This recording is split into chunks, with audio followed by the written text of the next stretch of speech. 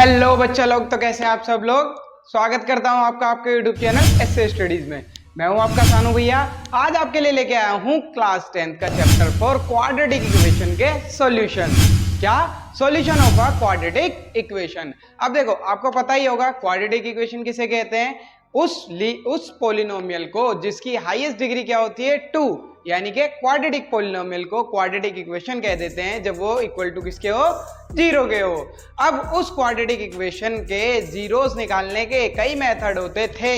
3 method होते थे class 10th में, लेकिन इस साल वो कितने मेथड बच चुके हैं, सिर्फ 2। कौन कौन से? पहला तो हमने पढ़ रखा है, चैप्टर 2 में ही पढ़ा था, क्लास 9th में ही पढ़ा था, जिसका नाम है फैक्टराइजेशन मेथड, जिसका दूसरा नाम हम लेते हैं by middle term split method, जो कि मैंने आपको चैप्टर 2 में भी कराया था। और दूसरा मेथड है क्वाड्रेटिक फॉर्मूला। कौन सा है? Quadratic formula.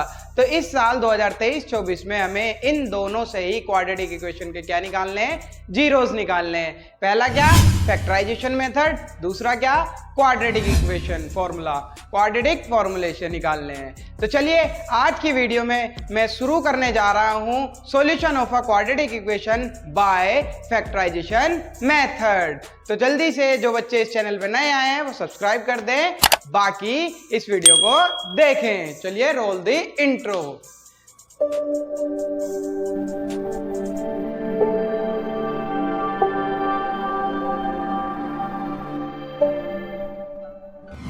तो पहले एग्जाम्पल के साथ शुरू करता हूं मैं। एग्जाम्पल दे रखा है आपको, example 3, find the roots of the equation 2x² - 5x + 3 = 0 by factorization. यहाँ पे पहले ही बोल दिया है किससे निकालने हैं, फैक्टराइजेशन मेथड से निकालने हैं। एक क्वाड्रेटिक इक्वेशन दे रखी है हमें उसके रूट्स निकालने हैं। अब आपको पहले ही बताया था, देखो जो किसी भी क्वाड्रेटिक इक्वेशन हो, लीनियर इक्वेशन हो, उसमें जो x की वैल्यू होती है उसे उसके क्या कहते हैं, जीरोस, सॉल्यूशन, रूट्स और आंसर। ये चारों नाम सेम है। तो चलिए मैं आपको इसे करके दिखाता हूं और समझाते समझाते।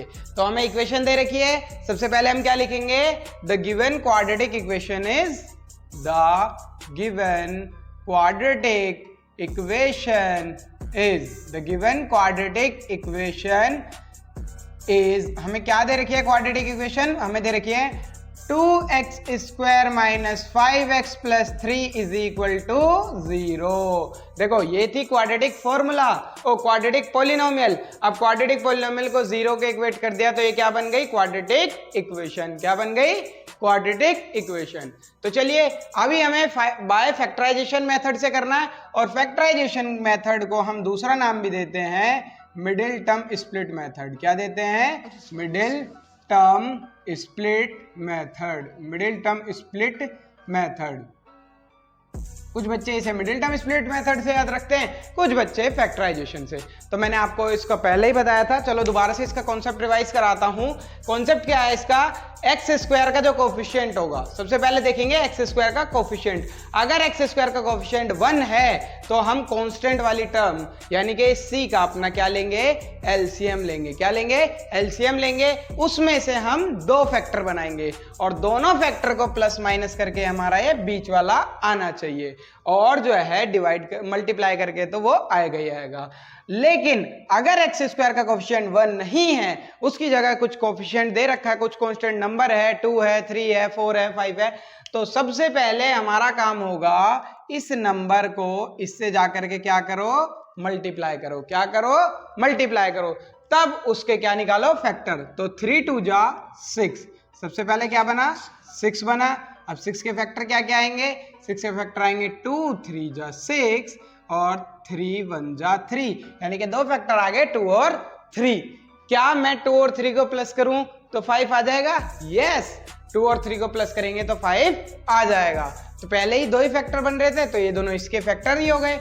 सबसे पहले रखेंगे 2x²। अब देखो यहां साइन है माइनस का, अगर यहां साइन होता प्लस का तो हम दोनों को लेते प्लस में, लेकिन यहां साइन किसका है, माइनस का, तो इसलिए हमें 2 और 3 को दोनों को किस में लेना पड़ेगा, माइनस, क्योंकि माइनस माइनस क्या होता है, प्लस।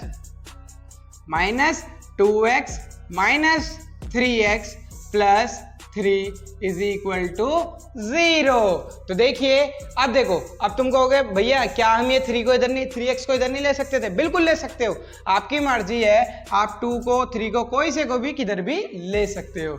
तो चलिए दोनों में से 2x कॉमन आ जाएगा, 2x कॉमन आया, इधर बचा x, इधर बचा -2, इन दोनों में से क्या कॉमन आया? -3 कॉमन आया, इधर बचा x, इधर बचा -1। ओफो, इधर 2 नहीं बचेगा, इधर क्या बचेगा? 1, क्योंकि जब 2 भी बाहर कॉमन है, x भी बाहर कॉमन है, तो बचेगा क्या? 1 बचेगा।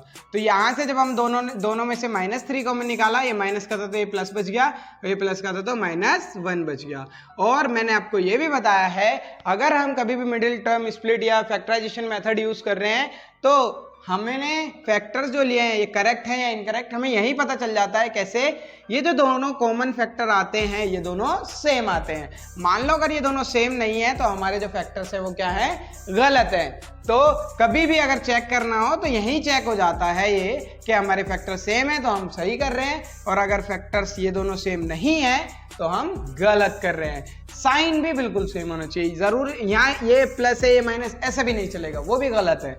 तो चलिए अब दोनों में से कॉमन निकालते हैं, x-1 कॉमन हुआ, इधर बचा 2x, इधर बचा -3 इज इक्वल टू 0।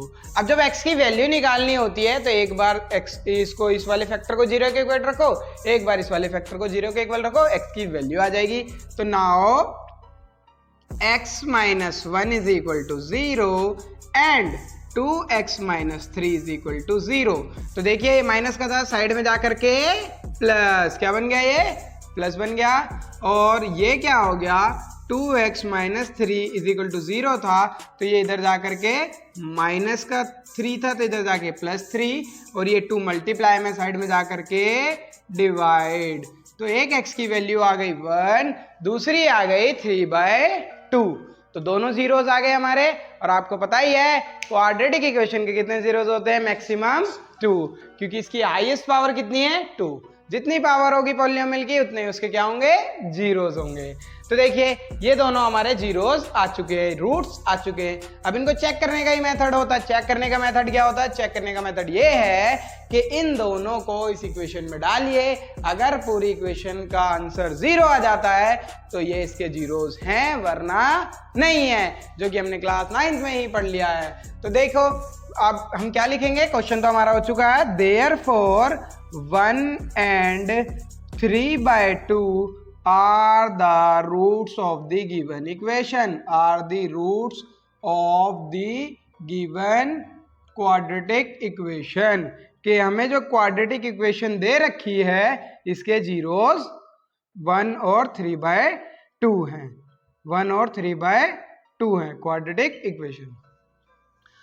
चलिए तो अब कराता हूं मैं आपको एग्जांपल नंबर 4। एग्जाम्पल नंबर 4 भी सेम है, एग्जाम्पल नंबर 5 भी सेम है, बस इनमें थोड़ा सा कॉन्सेप्ट है। तो चलिए वो भी सिखा देता हूं। देखो दूसरी एग्जाम्पल नंबर 4 में भी हमें क्वाड्रेटिक इक्वेशन दे रखी है 6x² - x - 2।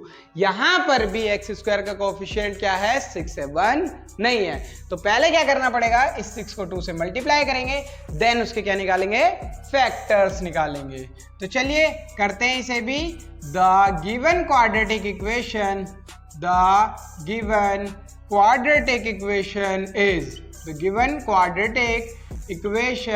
is 6x² - x - 2 is equal to 0। तो देखिए जब हम इन दोनों को मल्टीप्लाई करेंगे तो आएगा 12, और 12 के जब फैक्टर लेंगे तो 2 6 12, 2 3 6 और 3 1 3।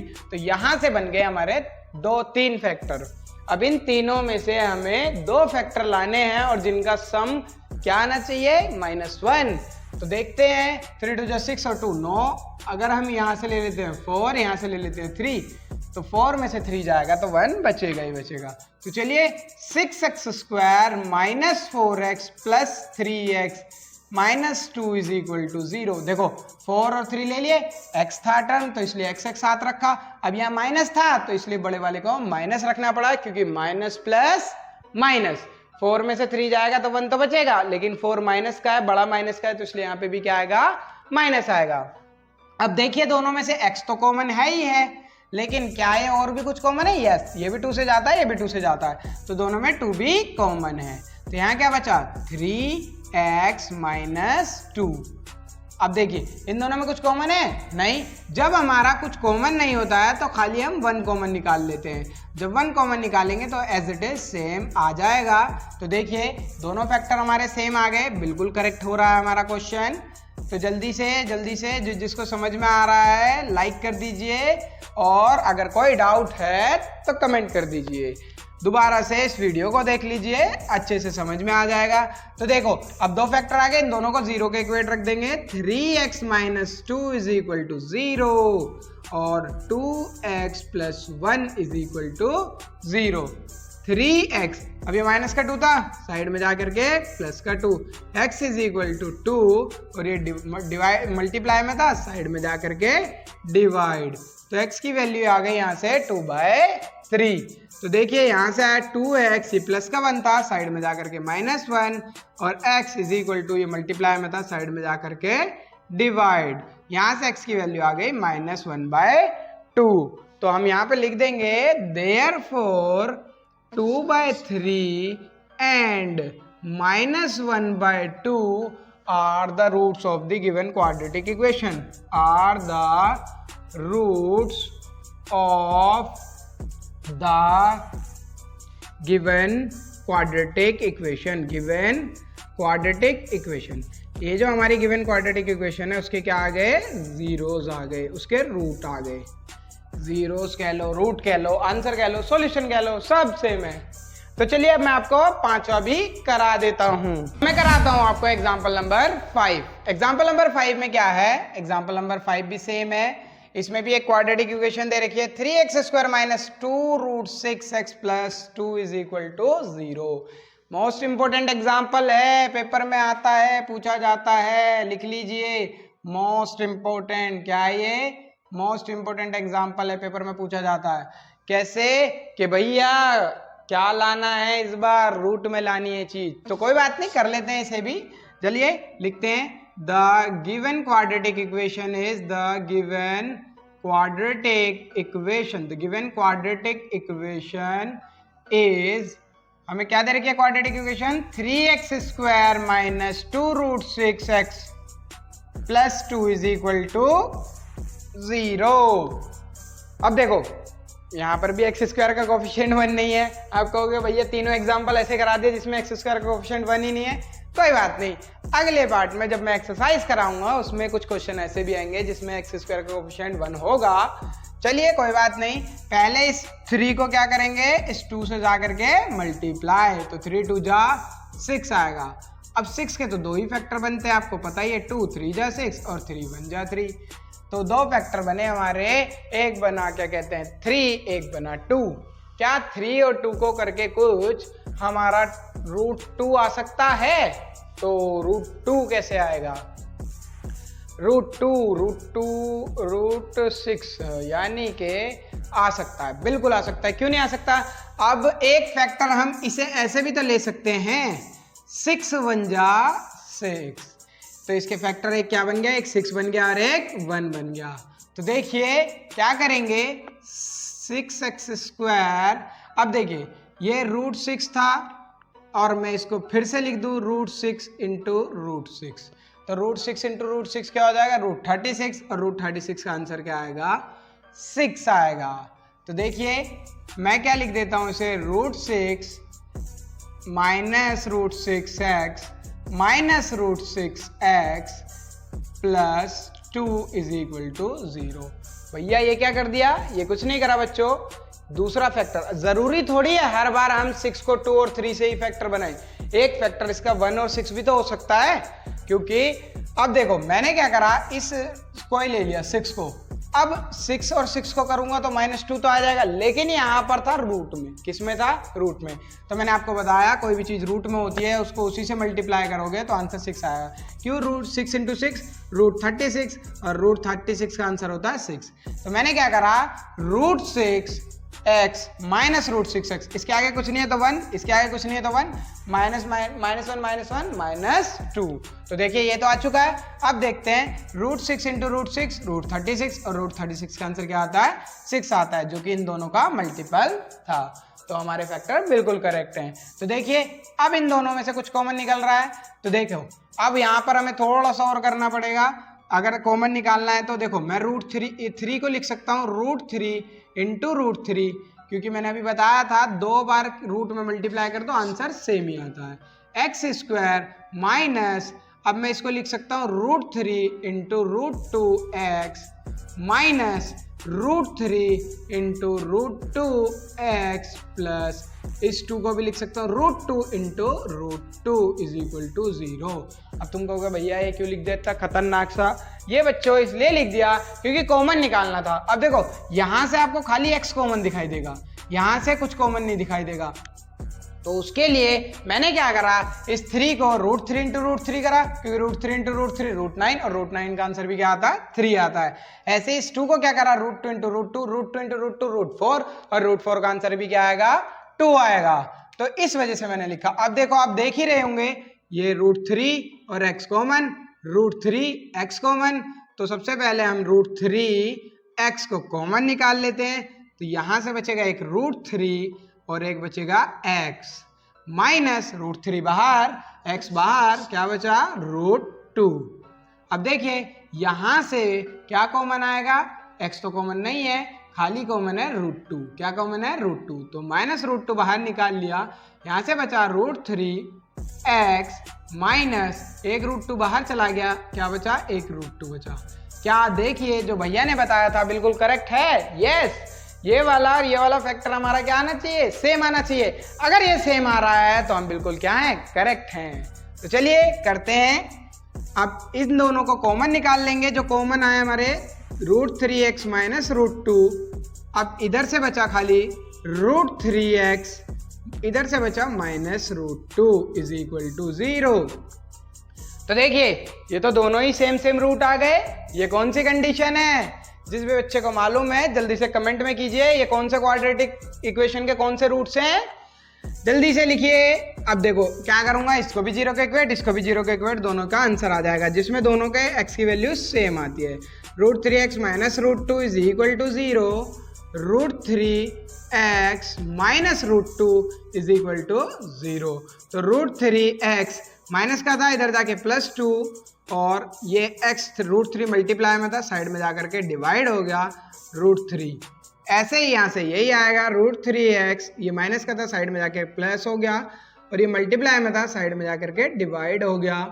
तो इसे मैं ऐसे भी लिख सकता हूँ x is equal to under root 2/3, क्योंकि दोनों साथ है। इसे भी ऐसे ही लिख सकता हूँ x is equal to under root 2/3, या इतना भी छोड़ सकते हो, मर्जी हमारी। तो अब यहाँ पे लिख देंगे therefore 2/3 and root 2/3 are the roots of the given equation, are the roots of the given equation, roots of the given equation। तो बच्चा लोग अभी मैंने आपसे एक क्वेश्चन करा था, ये कौन से रूट हैं, तुम्हें दिखाई दे रहे होंगे क्वाड्रेटिक इक्वेशन के। ये हैं 2 रियल एंड इक्वल रूट्स, क्योंकि दोनों कैसे आए हैं, सेम आए हैं।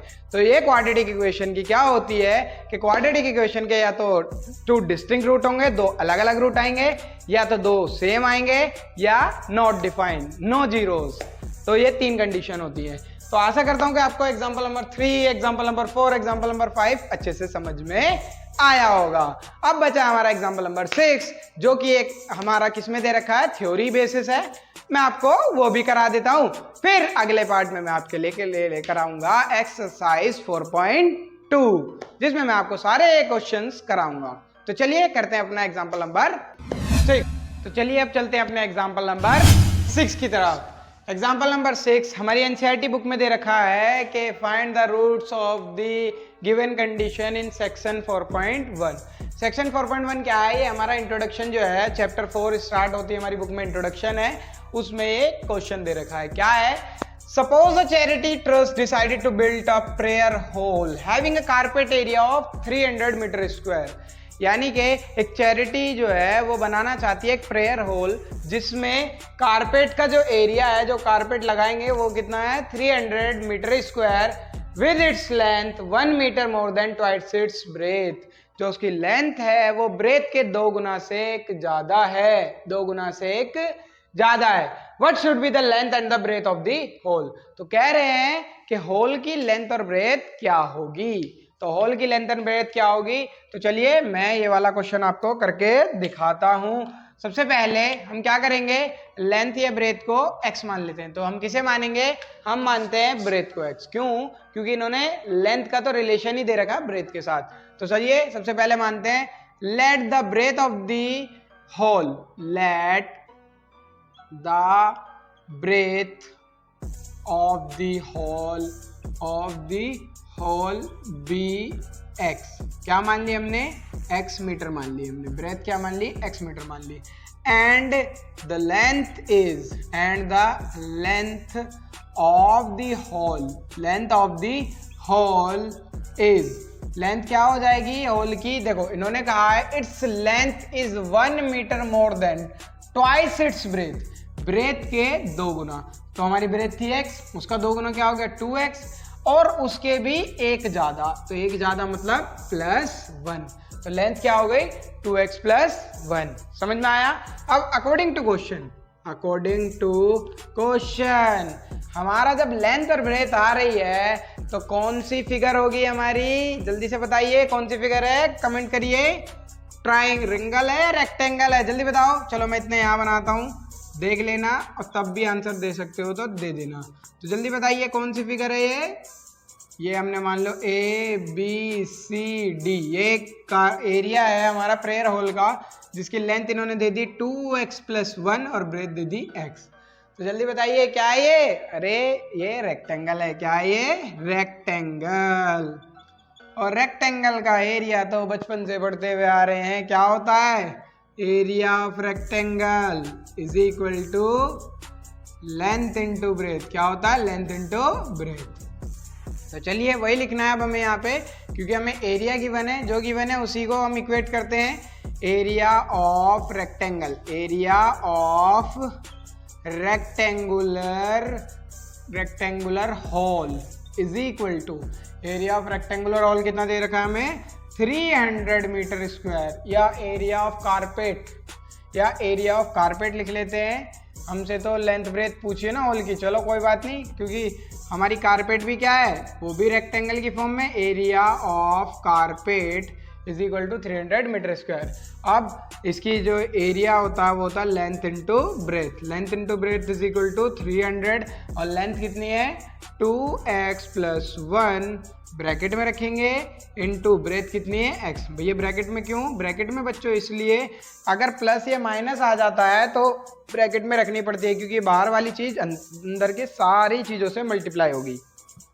पहले x इससे मल्टीप्लाई होगा तो होगा 2x² + x is equal to 300। अब ये क्वाड्रेटिक इक्वेशन बन चुकी है, बस इसको जनरल फॉर्म में लाना है। 300 प्लस का है तो इधर आ जाएगा 2x² + x - 300 is equal to 0। ये आ चुकी है हमारी क्वाड्रेटिक इक्वेशन। अब इस क्वाड्रेटिक इक्वेशन के क्या निकालना है, जीरोस निकालने हैं by using middle term split method या फैक्टराइजेशन मेथड। तो सबसे पहले क्या करना पड़ेगा, इससे इसको मल्टीप्लाई करो, उससे फैक्टर निकालो। तो 300 2 = 600, तो 600 के देखते हैं फैक्टर निकाल के।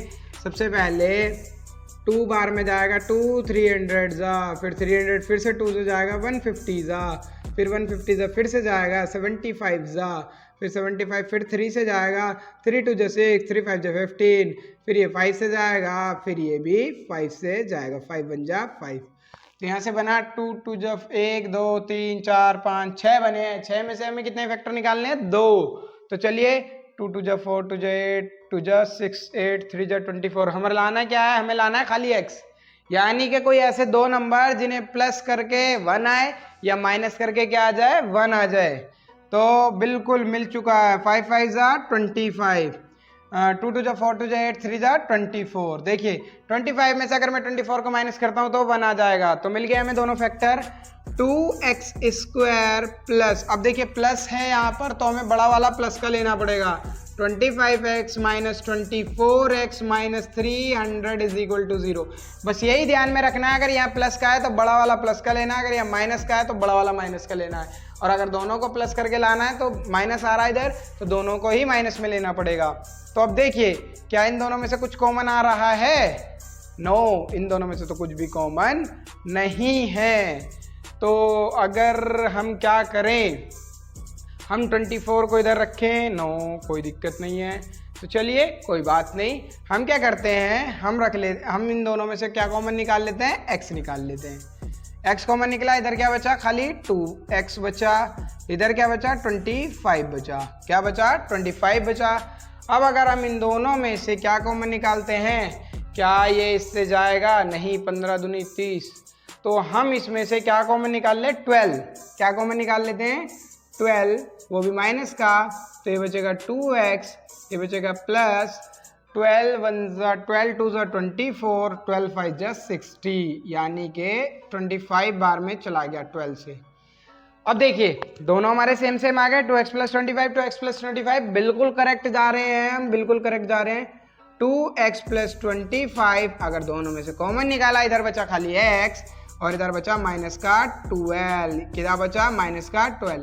अब करना कुछ नहीं है, दोनों को इक्वेट कर देना है, जीरो के इक्वेट कर देंगे। सबसे पहले 2x plus 25 is equal to 0, तो यहाँ से आ जाएगा हमारा x इज इक्वल टू, ये प्लस का 25 था, साइड में जाकर के माइनस 25, ये मल्टीप्लाई में 2 है और साइड में जाकर के डिवाइड में 2, और यहाँ से वैल्यू क्या आएगी, यहाँ से आएगी x minus 12, x minus 12 is equal to 0, x is equal to minus का 12 था, साइड में जाकर के प्लस 12 हो गया। तो यहाँ से वैल्यू आई x is equal to 12 metre, यहाँ से वैल्यू आई x is equal to minus 12.5 metre.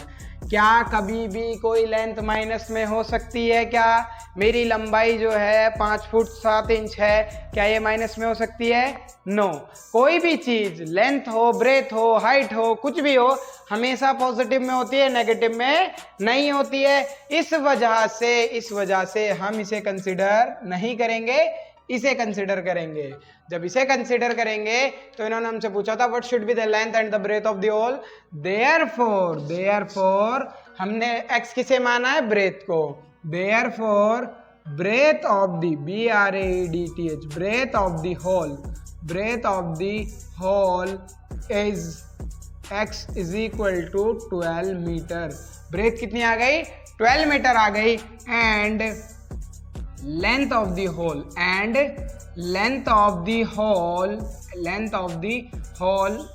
Length कितनी थी? 2x प्लस 1, 2x प्लस 1, यानी कि 2x की वैल्यू कितनी है? 12 प्लस 1, यानी कि 12 2 24 प्लस 1, यानी कि 25 मीटर।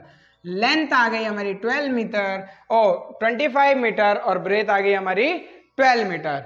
इस तरीके से ये क्वेश्चन भी हो चुका है। अब देखिए कुछ क्वेश्चन इस तरीके के आएंगे प्रैक्टिकली। अब मान लो कुछ क्वेश्चन ऐसे आएंगे, हमें मार्बल्स दिए हुए होंगे, तो कभी भी मार्बल्स फ्रैक्शन में नहीं होते, कभी भी नेगेटिव में नहीं होते।